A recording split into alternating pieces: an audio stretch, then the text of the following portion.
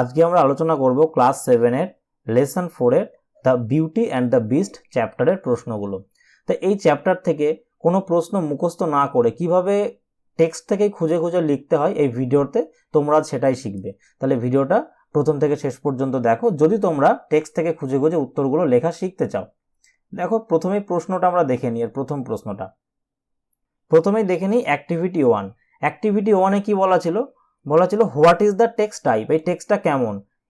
এটা বলা ছিল কাল্পনিক গল্প, ইমাজিনারি স্টোরি, ট্রু স্টোরি, না হলে আরেকটা ছিল কি life story of a famous person. তাহলে এটা প্রথমেই বলা ছিল এটা হচ্ছে একটা কাল্পনিক গল্প, এটা হচ্ছে একটা ফেয়ার টেলস। তাহলে কোনটা সঠিক উত্তর হবে? অপশন এ হচ্ছে সঠিক উত্তর। এবার দেখে নিই অ্যাক্টিভিটি 2। অ্যাক্টিভিটি 2 এর কোশ্চেনে কি বলা ছিল? Belle is the name of the. তাহলে বেল কার নাম ছিল? ইয়ংগেস্ট ডটার, মিডিল ডটার না এল্ডেস্ট ডটার? আমরা কি পড়েছিলাম? সব থেকে ছোট মেয়ের নাম ছিল বেল। তাহলে কি হচ্ছে? Youngest daughter. একেরটা হবে সঠিক উত্তর। দুইয়েরটা বলেছে Belle asked her father to bring. তার বাবাকে কি আনতে বলেছিল? জুয়েলস আনতে বলেছিল, ড্রেস আনতে বলেছিল না রোজ আনতে বলেছিল? সে গয়নাগাটিও চায়নি, ড্রেসও চায়নি, সে চেয়েছিল একটা গোলাপ চেয়েছিল, এর রেয়ার রোজ চেয়েছিল। সি এর উত্তরটা বলেছে কি? The honour of the castle. Honour মানে কি? মালিক। ক্যাসেলের মালিক কে ছিল? একজন ধনী ব্যবসায়ী ছিল, না একটা বিস্ট ছিল, না রাজা ছিল? কে ছিল? একজন বিস্ট ছিল। তাহলে দুইয়েরটা হবে সঠিক উত্তর। এবার দেখব অ্যাক্টিভিটি 3। অ্যাক্টিভিটি 3-তে কি বলা ছিল? ট্রু আর ফলস করতে। ট্রু মানে কি? ট্রু মানে হচ্ছে সত্য এবং ফলস মানে হচ্ছে মিথ্যা। তাহলে এগুলোকে ট্রু ফলস করতে এবং যে বাক্যের জন্য আমরা ট্রু বা ফলস বলছি সেই সাপোর্টিং স্টেটমেন্টটাকে খুঁজে বের করতে। প্রথমে আমরা দেখে নিই এগুলো ট্রু না ফলস, তারপরে আমরা সাপোর্টিং স্টেটমেন্টগুলো দেখব। দেখো এর সেন্টেন্সে কি বলা ছিল? The merchant had 3 daughters. তাহলে তো আমরা পড়েছিলাম 3টে ডটার ছিল। তাহলে এটা কি হবে? এটা হবে ট্রু। বিয়েরটা বলেছে the merchant lost his way on his return journey. তাহলে ফেরার সময় মার্চেন্ট পথ হারিয়ে ফেলেছিল। এটাও সত্য, আমরা পড়েছিলাম রিটার্ন জার্নির সময় সে পথ হারিয়ে ফেলেছিল। সিয়েরটাতে কি ছিল? সিয়েরটাতে বলেছিল Belle did not get to the castle on her own will. তাহলে বেল নিজের ইচ্ছাতে ক্যাসেলে যায়নি। এটা কিন্তু ফলস, কারণ আমরা কি দেখেছিলাম? বেল তার নিজের ইচ্ছাতেই ক্যাসেলে গিয়েছিল। তাহলে এটা হবে কি? এটা হলো ফলস। আর ডিএরটা কি বলেছে? Belle became the mistress of the castle. Belle সেই ক্যাসেলের মিস্ট্রেস হয়ে গিয়েছিল, কর্ত্রী হয়ে গিয়েছিল। এটা হচ্ছে ট্রু হবে। এবার আমরা সাপোর্টিং স্টেটমেন্টগুলো দেখে নেব। দেখো প্রথম বাক্যটা এবং প্রথম সেন্টেন্সটাতে উত্তরটা দেওয়া ছিল। Once upon a time a wealthy merchant lived in a big mansion with her 3 daughters. তার 3টে মেয়েকে নিয়ে সে একটা বিরাট প্রাসাদে বাস করছিল, তাই তো? তা এখানে কতজন মেয়ের কথা পেয়েছিলাম? এখানে দেখো বলেছিল 3টে মেয়ে। তাহলে আমরা প্রথম সাপোর্টিং স্টেটমেন্টটা পেয়ে গেলাম। তাহলে অ্যাক্টিভিটি 3-এর এর সাপোর্টিং স্টেটমেন্ট আমরা পেয়ে গেলাম। আমরা এখানে লিখে দিলাম এটা হচ্ছে 3-এর এর সাপোর্টিং স্টেটমেন্ট। এবার চলো আমরা বিয়ের বাক্যটা দেখে নিই। বিয়ের বাক্যে কি বলা ছিল? মার্চেন্ট সেই পথ হারিয়ে ফেলেছিল। দেখো এখানে একটা লাইন আছে, while returning he lost his way in a forest. তাহলে এইটুকু পর্যন্ত আমি লিখে দেবো, এই ফরেস্ট পর্যন্ত, সে জঙ্গলের মধ্যে পথ হারিয়ে ফেলেছিল। এইটুকু হচ্ছে আমার সাপোর্টিং স্টেটমেন্ট। ঠিক আছে? বাড়ি ফেরার সময় সে পথ হারিয়ে ফেলেছিল। তাহলে হোয়াইল থেকে শুরু করে ফরেস্ট পর্যন্ত আমি লিখবো, এটা হচ্ছে আমার সাপোর্টিং স্টেটমেন্ট, লিখে দেবো। এবার সি এরটা দেখো কি বলেছে? Belle did not get to the castle on her own will. সে নিজের ইচ্ছাতে সেই ক্যাসেলে যায়নি। দেখো একদম লাস্ট লাইনেই ছিল এখানে, এই যে দ্য মার্চেন্ট থেকে শুরু করে এই বিস্ট ক্যাসেল, এখানেই দেখো এই লাইনটা তোমরা লিখে দেবে সাপোর্টিং স্টেটমেন্ট হিসাবে। এর মধ্যেই দেখো লেখা ছিল willingly went to the beast castle. তার মানে সেই বেল কি করেছিল? নিজের ইচ্ছাতেই বিস্টের ক্যাসেলে চলে গিয়েছিল। তাহলে এই দ্য মার্চেন্ট থেকে শুরু করে ক্যাসেল পর্যন্ত লিখে দেবে, এটাই হচ্ছে সাপোর্টিং স্টেটমেন্ট সিএ। আর ডিএ বলেছিল কি? Belle became the mistress of the castle. Belle সেই ক্যাসেলের কর্ত্রী হয়ে গিয়েছিল। লাস্ট লাইনে উত্তরটা দেওয়া আছে, you are the mistress of the castle and I am your servant. এটা তাহলে কি দেখলাম? এটা হচ্ছে ডি এর উত্তর, এটা হচ্ছে সি এর উত্তর, আর এটা ছিল হচ্ছে আমার বি এর উত্তর। তাহলে অ্যাক্টিভিটি 3টা তো আমি দেখলাম। এবার আমরা দেখে নিই অ্যাক্টিভিটি 4টাকে। অ্যাক্টিভিটি 4-এ কি আছে? ডব্লিউএইচ কোশ্চেন আছে। এই কোশ্চেনের উত্তরগুলো আমাকে শিখতে হবে কিভাবে লিখতে হয়। দেখো প্রথম প্রশ্নটা, how did the fortune of the merchant change. কিভাবে সেই মার্চেন্টের ভাগ্যটা পরিবর্তন হয়েছিল, সেই বণিকের ভাগ্যটা পরিবর্তন হয়েছিল। কিভাবে পরিবর্তন হয়েছিল? আমরা দেখেছিলাম একটা সামুদ্রিক ঝড়ে তার জাহাজটা ডুবে গিয়েছিল, আর তারপরেই তার ভাগ্যটা পরিবর্তন হয়েছিল। দেখো প্রথম লাইনে আমরা চলে আসি, the merchant lost all his wealth in a tempest on sea. Tempest মানে কি? টেম্পেস্ট মানে হচ্ছে সমুদ্রের যে ঝড়, ওটা সামুদ্রিক ঝড়। তাহলে সেই মার্চেন্টটা তার সমস্ত সম্পদ হারিয়ে ফেলেছিল কিভাবে? একটা সামুদ্রিক ঝড়ে হারিয়ে ফেলেছিল। তো এই লাইনটাই আমি লিখবো, the merchant lost all his wealth in a tempest on sea. এটা হচ্ছে আমার 4 এর উত্তরটা। তাহলে the merchant lost all his wealth in a tempest on sea, এইটুকু লেখার পরে আমি প্রশ্ন থেকে লিখবো বাকি অংশটা। তাহলে হাউ দেওয়া ছিল, হাউ মানে কিভাবে, এর উত্তরে আমি লিখবো হচ্ছে এইভাবে, ইন দিস ওয়ে। তাহলে এখান থেকে আমি টিক চিহ্ন দিয়ে লিখে দেবো এখান থেকে পরের সেন্টেন্স ফুল স্টপের পরে, ইন দিস ওয়ে মানে কি? এইভাবে। In this way the fortune of the merchant, এখানে চেঞ্জ ছিল, এটা মেন ভার্ব, এখানে ডিড ছিল, সেই জন্য এটা কি হবে? চেঞ্জড হবে। এটা V1 থেকে V2 তে পরিবর্তন হলো, ভার্বের ফার্স্ট ফর্ম থেকে ভার্বের সেকেন্ড ফর্ম এটা পরিবর্তিত হয়ে গেল। তাহলে উত্তরটা কি লিখবো? উত্তরটা যখন আমি লিখবো, দেখো লিখবো the merchant lost all his wealth in a tempest on sea. এইটুকু লেখার পরে ফুল স্টপ দিয়ে লিখবো in this way the fortune of the merchant changed. বোঝা গেল? এবার বি এর উত্তরটা, what were the gifts that the 3 daughters asked for. তাহলে সেই গিফটগুলো কি যেটা ওই 3টে মেয়ে চেয়েছিল? চলো উত্তরটা দেখে নিই। দেখো এখানে আছে, both his elder daughters asked for jewels and fine dresses. এইটুকু জানলাম আমি। তার দুটো মেয়ে, বড় মেয়ে দুটো কি চেয়েছিল? জুয়েলস চেয়েছিল, গয়নাগাটি চেয়েছিল এবং সুন্দর সুন্দর ড্রেস চেয়েছিল। কিন্তু তার ছোট মেয়ে বেল কি চেয়েছিল সেটাই আমি এখানে লিখে দিয়েছি, but Belle wanted a rare rose. ব্যাস, এইটা হচ্ছে তোমার উত্তর। এটা হচ্ছে বি এর উত্তরটা। বি এর উত্তরে কি লিখবে? Both his elder daughters asked for jewels and fine dresses but Belle wanted a rare rose. এটা হলো আমার বি এর উত্তর। এবার সি এর উত্তরটা দেখে নিই। সি এর উত্তরটা কি দিয়েছিল? হোয়াই দিয়েছিল। হোয়াই মানে কি? কেন? হোয়াইয়ের উত্তর আমরা সাধারণত বিকজ ইউজ করে অথবা ইনফিনিটিভ টু ইউজ করে লিখবো। Why did the merchant go to the castle? সেই মার্চেন্টটা কেন ক্যাসেলে গিয়েছিল? তাহলে মার্চেন্টের ক্যাসেলে যাওয়ার কারণ হচ্ছে সে জঙ্গলের মধ্যে রাস্তা হারিয়ে ফেলেছিল, সেই জন্যই সে ক্যাসেলের ভিতরে গিয়েছিল। দেখো এইটা হচ্ছে আমার উত্তরের জায়গাটা, এখান থেকে লিখবো, while returning he lost his way in a forest seeking shelter he came across a dazzling palace and entered it. এইটুকু পর্যন্ত আমি লিখে দেব। এটাই হচ্ছে আমার উত্তর।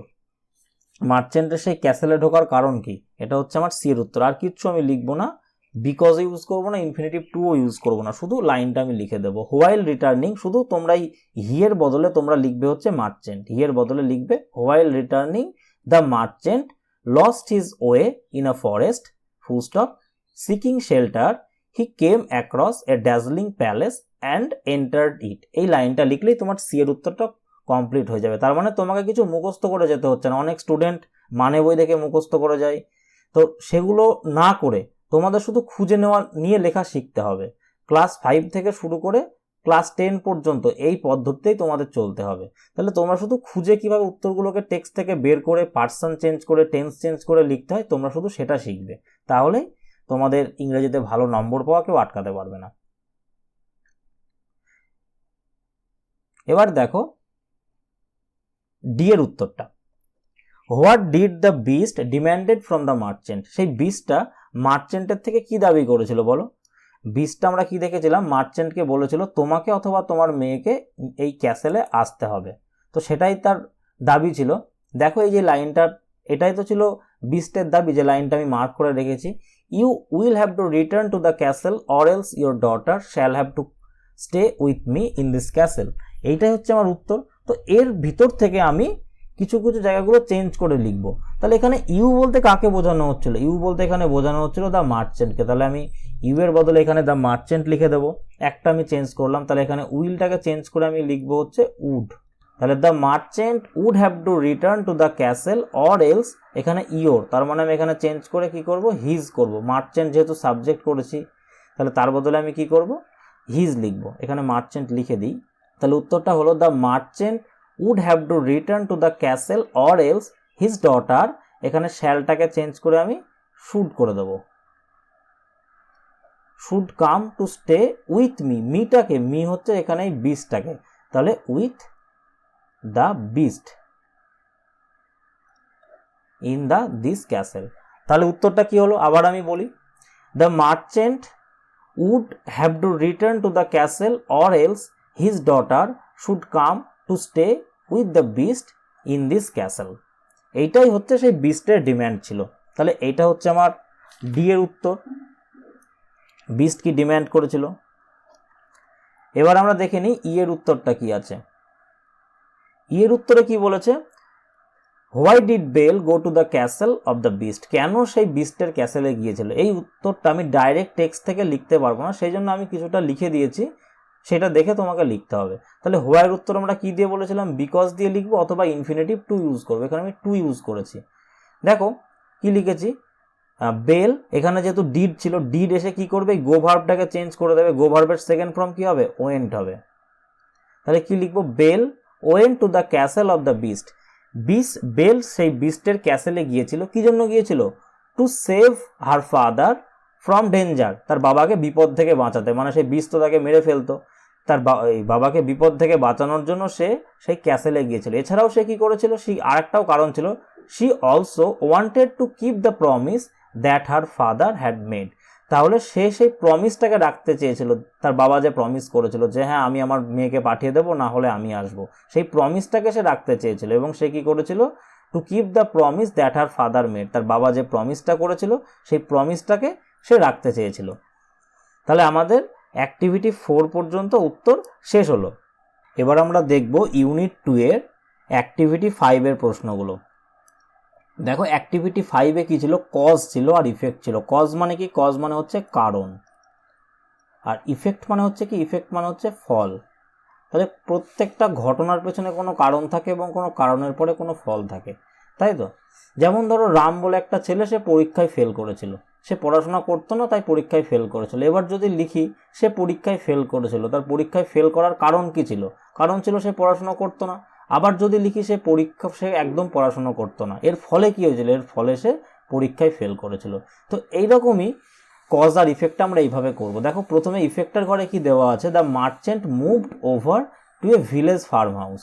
তাহলে মার্চেন্ট একটা ভিলেজের ফার্ম হাউসে চলে গিয়েছিল। কেন ফার্ম হাউসে চলে গিয়েছিল, তাহলে এটাকে আমরা ইউনিট 1-এ পড়েছি। ইউনিট 1-এ কি পড়েছিলাম, যে মার্চেন্ট তার সমস্ত সম্পদগুলো একটা সামুদ্রিক ঝড়ে হারিয়ে ফেলেছিল। তাহলে সেই লাইনটা আমি লিখব। দেখো আমি এখানে আছে লাইনটা, the merchant lost all his wealth in a tempest on sea. সেই ইউনিট 1-এর এই লাইনটাই আমি লিখে দেবো ওখানে। এবার আমরা দেখি দ্বিতীয় কজ ইফেক্টটা। দ্বিতীয়তে কজের ঘরে কি দেওয়া ছিল, the merchant promise to send Belle to the castle. Merchant promised করেছিল যে বেলকে সেই ক্যাসেলে পাঠাবে। তা এর ফলে কি হয়েছিল সেটা আমরা দেখে নিই। দেখো ইউনিট 1-এর এই যে এই লাইনটা আছে, the beast sent him on his way with jewels and fine clothes for his daughters. তাহলে সেই বিস্ট কি করেছিল, তাকে বাড়ি পাঠিয়ে দিয়েছিল ফাইন মেয়েদের জন্য জুয়েলস এবং ক্লোথস দিয়ে। তাহলে এটাই আমরা লিখবো ওখানে। এবার দেখো তিনেরটাই কি ছিল, Belle wept over the body of the beast. তাহলে সেই বিস্টের বডির ওপরে, দেহের ওপরে সে কাঁদতে কাঁদতে পড়েছিল, যখন সে অর্ধমৃত অবস্থায় পড়েছিল কাঁদতে কাঁদতে পড়েছিল। কেন পড়ে গিয়েছিল বেল ওরকম করে, কারণ সে তো তাকে ভালোবাসতো। তাহলে এটাকে আমরা কি লিখবো, simply Belle loved the beast. Belle সেই বিস্টকে ভালোবাসতো। এবার দেখে নিই অ্যাক্টিভিটি 6। অ্যাক্টিভিটি 6-এর প্রথম প্রশ্নটা দেখো, একেরটা কি ছিল, why did the beast decide to kill the merchant. কেন সেই বিস্ট ঠিক করেছিল সেই মার্চেন্টকে মেরে ফেলবে। তাহলে একইভাবে এখানে ডিড ছিল, এই ডিডটা আমরা ডিসাইডকে কি করব, পাস্ট করে দেবো। তাহলে দ্য বিস্ট ডিসাইডেড, তাহলে ডিইডি, the beast decided to kill the merchant. তাহলে এই যে টু কিল এটা ইনফিনিটিভ ছিল, বিস্ট কি চেয়েছিল, যে ওই মার্চেন্টকে মেরে ফেলবে। তা কেন, উত্তরটা আমরা লিখবো, হোয়াইয়ের উত্তর আমরা বিকজ দিয়ে লিখবো। কেন মারতে চেয়েছিল, because he plucked the loveliest rose from the beast's garden. তাহলে কি করেছিল, সেই বিস্টের গার্ডেন থেকে লাভলিয়েস্ট রোজ তুলে ফেলেছিল, এই জন্যই তো তাকে মারবে বলে ঠিক করেছিল। প্লাক মানে তোলা, PLUCKED, প্লাকড মানে হচ্ছে তোলা। লেখাগুলো একটু দেখতে অসুবিধা হতে পারে, কারণ এখানে লেখাটা খুব একটা পরিষ্কার করা যাচ্ছে না, হাতের লেখাটা ভালো হচ্ছে না খুব একটা। এবার দেখো দুইয়েরটা, how did the beast look after Belle in the castle. তাহলে সেই বেলকে মানে বিস্ট কেমনভাবে দেখতো ক্যাসেলে? আমরা দেখেছিলাম ক্যাসেলের মধ্যে আগে রানীর মতো থাকতো, তাই না? দেখো এখানে একটা লাইন আছে, এই যে, Belle lived a life of luxury at the beast palace, being waited to hand and foot by invisible servants, having no end of riches and amuse her. এই লাইনটা দেখো, এই যে লাইনটা আমরা বলবো এখান থেকে, কি বলবো দেখো, এইখান থেকে লিখবো লাইনটা আমরা, bell lived a life of luxury at the beast's palace, being waited on hand and foot by invisible servants, having no end of riches to amuse her, and an endless supply of fine clothes two wire. তাহলে সেই বিস্টের প্যালেসে সে খুব রাজকীয় জীবন কাটিয়েছিল, এটাই আমরা লিখবো ওখানে। এই লাইনটা লিখে দিলেই আমার 2-এর উত্তরটা হয়ে যাবে। অ্যাক্টিভিটি 6-এর 2-এর উত্তর এখান থেকে আমি পেয়ে গেলাম 6-এর 2। এবার আমি 3-এর প্রশ্নটা দেখে নিই কি আছে। 3-এর প্রশ্নে ছিল, why did Belle fail to find the promise of her dreams in the castle? তাহলে এই বেল কি হয়েছিল, তার যে স্বপ্নের রাজপুত্র প্রিন্সটাকে, স্বপ্নে যে রাজপুত্রটাকে দেখতো সেটাকে সেই ক্যাসেলের মধ্যে কেন খুঁজে পায়নি? তাহলে তার না খুঁজে পাওয়ার কারণ কি ছিল? তার না খুঁজে পাওয়ার কারণ ছিল এই যে রাজপুত্রটা তো রাজপুত্রের মতো ছিল না, সে কেমন ভাবে ছিল, সে হচ্ছে একটা বিস্টের ফর্মে ছিল। তো উত্তরটা আমি লিখবো এখানে, বেল ফেল্ড, একইভাবে ইডি যোগ করব, two find the Prince of her dreams in the castle. তা আবার একইভাবে হোয়াইট উত্তর আমরা বিকজ দিয়ে লিখবো, because the prince was in the form, F-O-R-M, in the form of beast। তাহলে উত্তরটা এরকম হলো, bell failed to find the prince of her dreams in the castle because the prince was in the form of beast. এই যে FORM form, আর একটা হচ্ছে FROM, এই form মানে হচ্ছে থেকে, আর FORM ফর্ম মানে হচ্ছে রূপে, সে বিস্ট রূপে ছিল, সেই প্রিন্সটা বিস্ট রূপে ছিল। তাহলে এইটাই আমি লিখবো। আর 4-এর উত্তরটা, what are the two things Belle carried to her father's house? তাহলে আমরা পড়েছিলাম দুটো জিনিস নিয়ে গিয়েছিল, একটা হচ্ছে এনচ্যান্টেড রিং আর মিরর। তাহলে কোনো প্রশ্ন যখন হোয়াট থাকবে মানে হোয়াটটাকে শুধু তুলে দেবো, এখানে হোয়াটটাকে তুলে দিয়ে আমরা উত্তরটাকে বসিয়ে দেবো, আর কিচ্ছু করবো না।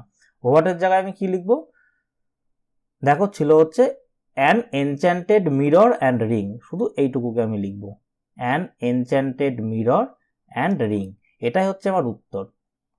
An enchanted mirror and ring were the two things Belle carried to her father's house, ব্যাস এইটুকু লিখে দিলাম।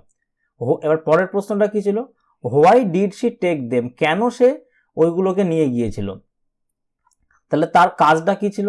তার কাজটা ছিল তাকে তাড়াতাড়ি বাড়ি ফিরতে সাহায্য করতো ওই জিনিসটা। তাহলে দেখো এই যে মিররের কাজটা কি, এখান থেকে লিখে দেবো, the mirror would allow her to see what was going on back at the beast's castle, and the ring would allow her to return to the castle in an instant. এইটুকু পর্যন্ত আমি লিখবো, এইটুকু অংশটা লিখবো। এখানে হোয়াই ছিল, হোয়াইয়ের উত্তর আমি বিকজ দেবো, বিকজের পরে আমি দেবো। তাহলে লিখবো, এই যে এখানে ছিল শি, টেকের বদলে আমি লিখবো টুক, she took them because এর পরে ওই মার্ক করা অংশটা আমি লিখে দেব, বিকজ এর পর থেকে লিখে দেব এই যে লাইনটা পড়লে না, the mirror would allow her, ওখান থেকে শুরু করে ইনস্ট্যান্ট পর্যন্ত। আর অ্যাক্টিভিটি 5-এ ছিল, how did a handsome Prince became an ugly beast? কিভাবে একটা হ্যান্ডসাম প্রিন্স একটা আগলি বিস্টে পরিণত হয়েছিল? আমরা কি দেখেছিলাম, একটা ফেয়ারি তাকে অভিশাপ দিয়েছিল। তাই যে দ্য প্রিন্স থেকে শুরু করে একদম রেন পর্যন্ত লিখে দেবো, the prince informed Belle that long ago a fairy turned him into a hideous beast after he refuse to let her in from the rain. এটুকু লিখে দিলে আমার উত্তরটা কমপ্লিট হয়ে যাবে। এবার আমরা দেখব অ্যাক্টিভিটি 7-এর যে রিঅ্যারেঞ্জগুলো। এখানে বলেছে কতগুলো, 6টা আমাকে ঘটনা দেওয়া আছে, 6টা ঘটনাকে সাজাতে বলেছে, কোনটা আগে হয়েছে কোনটা পরে হয়েছে এটা আমাকে খুঁজতে বলেছে। তো এটাকে আমরা কিভাবে করব? এটাকে করার সময় আমরা প্রথমে ঘটনাগুলোকে টেক্সট বইয়ে লাইন অনুযায়ী খুঁজে খুঁজে বের করবো এবং কোনটা সবার আগে আসছে সেইভাবে আমি প্রথম থেকে শেষ পর্যন্ত আসব। দেখো এখানে প্রথমেই 1 নম্বর একটাতে দেওয়াই আছে, আমি এই 6টা বাক্যকে আমি টেক্সট বইয়ে মার্ক করে রেখেছি, সেটা আমি তোমাদের দেখাচ্ছি। দেখো প্রথমে আমি চলে আসছি ইউনিট 1-এ। ইউনিট 1-এ দেখো যে 3 নম্বর যে বাক্যটা ছিল, সে 3 নম্বর বাক্যে কি বলা ছিল? 3 নম্বর বাক্যটাতে বলা ছিল the merchant promise to bring a rose for Belle. Merchant promise করেছিল বেলের জন্য একটা রোজ নিয়ে আসবে। এখানে দেখো সেই লাইনটা আছে, তার বাবাকে তাকে সে প্রমিস করেছিল গোলাপ আনার জন্য, তার বাবা তার প্রতিজ্ঞায় রাজি হয়েছিল। তাই এটা প্রথমে আমি সবার আগে কোনটা পেলাম? 3 নম্বর যে লাইনটা ছিল, 3 নম্বর যে বাক্যটা ছিল সেটা আমি সবার প্রথমে পেলাম। এবার চলো এরপরে কোন বাক্যটা পাই সেটা আমি দেখি। এরপরে দেখো আমি 5 নম্বর সেন্টেন্সটা পেয়েছি। 5 নম্বর সেন্টেন্সে কি ছিল? 5 নম্বর সেন্টেন্সে ছিল Belle went to the castle of the beast. Belle সেই বিস্টের ক্যাসেলে গিয়েছিল, তাহলে নিজের ইচ্ছাতেই গিয়েছিল। দেখো এখানে যে লাইনটা আছে willingly went to the beast castle, তাহলে বেল নিজের ইচ্ছাতেই বিস্টের ক্যাসেলে গিয়েছিল। তাহলে দুটো পেয়ে গেলাম আমি লাইন। প্রথমে কোনটা পেয়েছি? 3-এরটা, তারপরে পেলাম 5-এরটা। এরপরে দেখে নিই কোন লাইনগুলো আসছে। দেখো ইউনিট 2 এর মধ্যে প্রথমেই তারপরে পাচ্ছি যে 2 নম্বর যে সেন্টেন্সটা ছিল Belle decline to marry the beast. Belle কি করেছিল? ওই বিস্টকে বিয়ে করতে অস্বীকার করেছিল। দেখো এখানে এই লাইনটাতে আমরা পাবো বিস্ট তাকে বিয়ে করার কথা বলবে, কিন্তু বেল তাকে রিফিউজড করে দেবে। সেকেন্ড সেন্টেন্সটাও আমি পেয়ে গেলাম। এরপরে দেখি এরপরে কোনটা পাওয়া যায়। এরপরে দেখলাম আমি 6 নম্বর যে সেন্টেন্সটা ছিল সেটাকে আমি পেলাম। দেখো 6 নম্বর যে সেন্টেন্স ছিল সেখানে কি ছিল? বলেছিল হচ্ছে বইয়ে Belle promise to return to the castle exactly a week later. 1 সপ্তাহ পরে আসতে বলেছিল, 1 সপ্তাহের মধ্যে তাকে চলে আসতে বলেছিল, ঠিক 1 সপ্তাহের মধ্যে। এখানেও সেই লাইনটাই আছে, তাকে ঠিক 1 সপ্তাহের মধ্যেই ফিরে আসতে বলেছিল। তাহলে এটাও পেয়ে গেলাম 6 নম্বর বাক্যটা। এবার দেখে নিই এরপরে কোনটা আসছে। এরপরে দেখো আমি কি পেলাম, যেটা 4 নম্বরে ছিল সেই সেন্টেন্সটা Belle wept on the dying body of the beast. সেই বিস্ট মৃতপ্রায় অবস্থায় পড়েছিল, বেল তার উপরে গিয়ে কাঁদতে শুরু করলো, সেই লাইনটা আমি এখানে পেয়ে গেলাম। আর তারপরে সবার শেষে আমি যেটা পেলাম, সবার শেষে সেই বিস্টটা একটা হ্যান্ডসাম প্রিন্সে পরিণত হলো। তাহলে পরপর সব লাইনগুলোকে আমি খুঁজে খুঁজে পেলাম। এইবার আমি যদি এখানে মার্ক করতে শুরু করি, তাহলে সবার প্রথমে তো আমি 1 নম্বর সেন্টেন্সটাকে, এই 1 নম্বর লাইনটাকে তো পেয়েছিলাম। এটা এই 1 নম্বরে কোনটা পেলাম? যে 3 নম্বর যে বাক্যটা ছিল, 3 নম্বরে যে বাক্যটা আছে সেটাকে তো আমি সবার প্রথমে পেলাম, তো এর মার্ক হয়েছে 1। এরপরে আমি কোনটাকে পেয়েছিলাম? এরপরে আমি পেয়েছিলাম হচ্ছে সেই বিস্টের ক্যাসেলে চলে গিয়েছিল বেল। তাহলে কোথায় ছিল? এই যে 5 নম্বর বাক্যটা, 5 নম্বর বাক্যটা আমি তারপরে পেয়েছিলাম, তাহলে এটা হলো 2 নম্বর। এরপরে আমি কোনটাকে পেয়েছিলাম? এরপরে পেয়েছিলাম তাকে সেই বিয়ে করতে অস্বীকার করছিল, এই বাক্যটা, এটা হলো 3 নম্বর। এরপরে দেখো এরপরে 4 নম্বরে আমি কোনটাকে পেয়েছিলাম? 4 নম্বরে আমি পেলাম হচ্ছে যে 6-এর বাক্যটাকে Belle promised to return to the castle exactly a week later. Belle promise করেছিল 1 সপ্তাহ পরেই ফিরে আসবে, তাহলে এই বাক্যটা আমি পেলাম, এটা হচ্ছে এখানে 4 নম্বর। এরপরে 5 নম্বরে আমি কোনটাকে পেয়েছিলাম? 5 নম্বর বাক্যে পেয়েছিলাম সেই বেল বিস্টের ওপরে পড়ে কাঁদতে শুরু করেছিল, এটা হচ্ছে 5 নম্বর 4-এর বাক্যটা। আর সবার লাস্টে হচ্ছে বিস্টটা একটা হ্যান্ডসাম প্রিন্সে পরিণত হলো, 6টা। এই বাক্যগুলো ইউনিট 1 এবং ইউনিট 2 জুড়ে আছে, তো দেখাতে অনেক সমস্যা হচ্ছে, সেই জন্য প্রথমে তোমাদেরকে দেখিয়ে দিলাম। তোমরা বইয়ে সেই লাইনগুলোকে মার্ক করে নেবে, যে লাইনগুলোকে মার্ক করছি, তারপরে সেই অনুযায়ী তোমরা পরপর এগুলোকে বসাবে, তাহলে দেখবে তোমাদের আর কোনো সমস্যা হবে না। এবার আমরা দেখে নেব অ্যাক্টিভিটি 8-এরটা। অ্যাক্টিভিটি 8-এ কি বলেছে? কতগুলো ওয়ার্ড দেওয়া ছিল, সেই ওয়ার্ডের সিমিলার মিনিং টেক্সট থেকে খুঁজে নিয়ে বের করতে। আমি মানেগুলো লিখে রেখেছি, লিখতে সময় লাগবে বলে। প্রথম বাক্যটা ছিল কি? ইমপ্রেজেন্ট। ইমপ্রেজেন্ট মানে কি? কারারুদ্ধ করে রাখা বা কয়েদ করে রাখা। এর জন্য কি পেয়েছি? ক্যাপটিভ। ক্যাপটিভ মানে কি? বন্দি। 2-এরটাই ছিল that which can not be seen, যেটা দেখতে পাওয়া যায় না। ইনভিজিবল। ভিজিবল মানে হচ্ছে দৃশ্য, ইনভিজিবল মানে অদৃশ্য। 3-এ ছিল ফ্রেন্ডলি অ্যান্ড কাইন্ড বিহেভিয়ার, তাহলে বন্ধুত্বপূর্ণ এবং দয়ালু ব্যবহার। এটাকে আমরা কি বলি? এটাকে আমরা বলি হচ্ছে অতিথি পরায়ণ, মানে হসপিটেবল। আর 4-এ ছিল হচ্ছে কমপ্লিটলি চেঞ্জড, পুরোপুরি পরিবর্তিত হয়ে যাওয়া, পরিবর্তন, তাকে আমরা বলবো হচ্ছে ট্রান্সফর্মড, মানে পরিবর্তন হয়ে যাওয়া। ঠিক আছে, এবার দেখে নিই অ্যাক্টিভিটি 9। অ্যাক্টিভিটি 9-এ কি বলেছিল? কিছু বেমানান শব্দ আছে, সেগুলোকে খুঁজে বের করতে। দেখো এখানের মধ্যে এই যে ম্যানশন, প্যালেস, হিউজ হাউস, সবার মানে হচ্ছে বড় বড় বাড়ি বা অট্টালিকা, কিন্তু এখানে ফ্ল্যাট মানে কি? যেটা আমরা শহরে দেখতে পাই, ফ্ল্যাটটা হচ্ছে এদের থেকে আলাদা। এখানে দেখো ছিল কি ড্রিজেল ছিল, স্টর্ম ছিল, টেম্পেস্ট ছিল, সাইক্লোন ছিল। তাহলে সাইক্লোন, টেম্পেস্ট, স্টর্ম প্রত্যেকটা হচ্ছে ঝড়, কিন্তু ড্রিজেল মানে হচ্ছে গুড়ি গুড়ি বৃষ্টি, সেই জন্য এই ড্রিজেলটা আলাদা হলো। এবার এখানে ছিল ফ্রেন্ড, ফো, অ্যালি, কম্প্যাট্রিয়ট, এগুলো প্রত্যেকের মানেই বন্ধুত্বপূর্ণ, কিন্তু ফো মানে হচ্ছে শত্রু। রিফিউজ, অ্যাকসেপ্ট, ডিক্লাইন আর ডিনাই, এগুলো সবার মানেই হচ্ছে আলাদা, কিন্তু অ্যাকসেপ্ট মানে হচ্ছে গ্রহণ করা, রিফিউজ, ডিক্লাইন, ডিনাই সবার মানে হচ্ছে অস্বীকার করা। এবার দেখো অ্যাক্টিভিটি 11। অ্যাক্টিভিটি 11-এ বলেছিল পার্টিসিপেল অ্যাডজেক্টিভ খুঁজে বের করতে। তাহলে পার্টিসিপেল অ্যাডজেক্টিভ বা কি, নন ফাইনাইট ভার্ব কি, সেগুলো সম্পর্কে জানতে গেলে প্লেলিস্টে একটা আমি ভিডিও দিচ্ছি নন ফাইনাইট ভার্ব সম্পর্কে, সেটা দেখে এসে এই এক্সারসাইজগুলো দেখবে, তাহলে তোমরা সহজেই করতে পারবে। তাহলে আমি সহজে বলে দিই, পার্টিসিপেল অ্যাডজেক্টিভ হচ্ছে একটা ফর্ম অফ ভার্ব, ভার্বেরই একটা রূপ যেটাকে অ্যাডজেক্টিভ হিসাবে ইউজ করা হয়। দেখো এখানে কি বলেছে, Ruma is a trend nurse. তাহলে নার্সটা কেমন ছিল, নার্সটা ছিল হচ্ছে ট্রেন্ড, তাহলে এই ট্রেন্ড হচ্ছে এখানে পার্টিসিপেল অ্যাডজেক্টিভ। এরপরে ছিল the police caught the absconding prisoner. তাহলে প্রিজনারটা কেমন ছিল, প্রিজনারটা ছিল হচ্ছে অ্যাবসকন্ডিং, তাহলে ভার্বের সাথে আইএনজি করে অ্যাবসকন্ডিং করা হয়েছে, এটা হচ্ছে একটা পার্টিসিপেল অ্যাডজেক্টিভ, এটা প্রেজেন্ট পার্টিসিপেল, এটা ছিল পাস্ট পার্টিসিপেল। তাহলে কোনটা প্রেজেন্ট পার্টিসিপেল, কোনটা পাস্ট পার্টিসিপেল, পারফেক্ট পার্টিসিপেল জানতে গেলে তোমরা প্লেলিস্টের ভিডিওটা অবশ্যই দেখবে, সেটা ভার্ব প্লেলিস্টের মধ্যে পাবে, এছাড়াও ডেসক্রিপশন বক্সে আমি লিঙ্ক দিয়ে দেবো। তারপরে দেখো সানটা কেমন, সানটা হচ্ছে রাইজিং, তাহলে রাইজিংটা হচ্ছে প্রেজেন্ট পার্টিসিপেল। তাহলে 4-এ ছিল কি do not board A running bus, বাসটা কেমন, বাসটা ছিল হচ্ছে রানিং, চলন্ত বাস, তাহলে এটা হচ্ছে একটা পার্টিসিপেল। তারপর হচ্ছে দেখো গার্লটা কেমন ছিল, গার্লটা হচ্ছে স্লিপিং মানে ঘুমন্ত মেয়ে, তাহলে এই প্রত্যেকটাই হচ্ছে এক একটা পার্টিসিপেল অ্যাডজেক্টিভ। এবার দেখে নিই অ্যাক্টিভিটি 12। অ্যাক্টিভিটি 12-এ বলা ছিল আমাকে ডাইরেক্ট আর ইনডাইরেক্ট স্পিচটাকে খুঁজে বের করতে বলেছিল। তা তোমরা যারা ডাইরেক্ট স্পিচ আর কোনটা ইনডাইরেক্ট স্পিচ জানো না, তারা আমার ন্যারেশনের ভিডিওটা দেখবে, আমাদের ডেসক্রিপশন বক্সে দেওয়া থাকবে ন্যারেশন চেঞ্জের ভিডিও, সেখানে অ্যাসার্টিভ সেন্টেন্সের যে ভিডিওটা আছে সেটাই তোমরা দেখবে, আমি লিঙ্কটা ডেসক্রিপশন বক্সে দিয়ে দিচ্ছি। প্রথম সেন্টেন্সটা দেখো কি আছে, he said I am busy, তাহলে বক্তা যেটা বলছে ইনভার্টেড কমার মধ্যে যখন দেওয়া থাকবে সেটাই হচ্ছে ডাইরেক্ট স্পিচ, তাহলে এটা হচ্ছে ডাইরেক্ট। আবার একইভাবে পরের সেন্টেন্সটাই দেখি, দেখো এখানে ছিল যে 3 নম্বর যে বাক্যটা, 4 নম্বর যে বাক্যটা ছিল, he said, she said I am living for Delhi now, আমি এখন দিল্লি যাচ্ছি। তাহলে এই যে বাক্যটা, এটাও কিন্তু বক্তার বক্তব্যটা পুরোপুরি তুলে দেওয়া হচ্ছিল, সেই জন্য এটা হচ্ছে ডাইরেক্ট স্পিচ। কিন্তু এই যে 2 আর 3, এখানে দেখো বক্তার বক্তব্যটাকে দ্যাট দিয়ে একটু পরিবর্তন করে বলা হয়েছে, সেই জন্য এটা হচ্ছে ইনডাইরেক্ট স্পিচ। আর 3-এরটা একই রকম, 2 আর 3 সেটা হচ্ছে ইনডাইরেক্ট স্পিচ। তাহলে আমরা সমস্ত প্রশ্নগুলো নিয়ে আলোচনা করলাম, বাদ থাকছে রাইটিংগুলো, এটা আমরা পরের ভিডিওতে আলোচনা করব।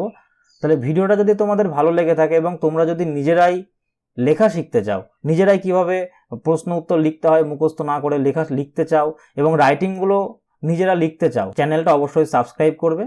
এবং এখানে তোমরা গ্রামার, রাইটিং এবং টেক্সট বইয়ের সম্পূর্ণ গাইডেন্স তোমরা পাবে সম্পূর্ণ ফ্রিতে, শুধুমাত্র এই চ্যানেলটাকে ফলো করলে। তাহলে আজ এই পর্যন্তই, দেখা হবে আবার পরের ভিডিওতে।